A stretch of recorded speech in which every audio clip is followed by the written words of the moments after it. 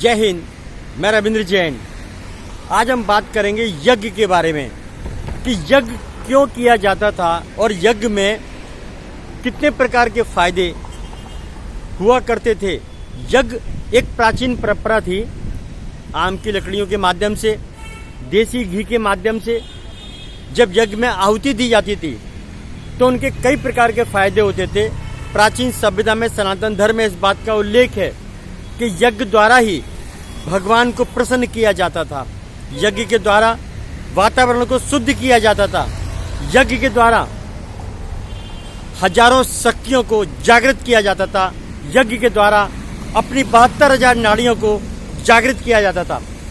यज्ञ एक ऐसा उदाहरण है हमारे जीवन का, हमारे भारत का, जो सनातन संस्कृति का मूल आधार है।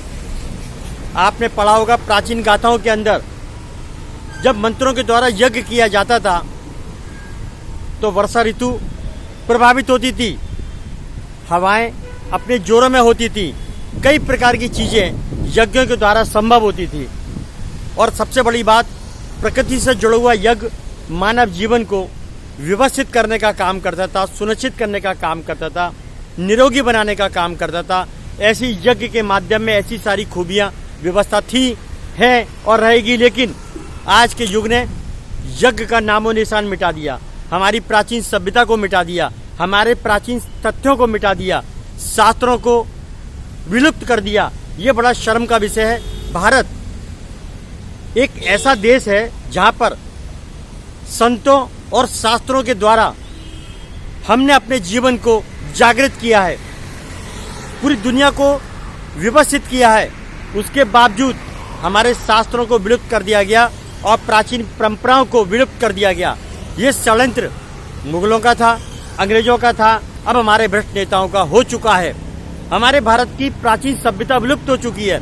इसको वापस लाने के लिए, नए भारत को बनाने के लिए, हमारी प्राचीन सभ्यता को लाने के लिए, भारत को निरोगी बनाने के लिए हमें यज्ञ का प्रचलन दोबारा से शुरू करना होगा।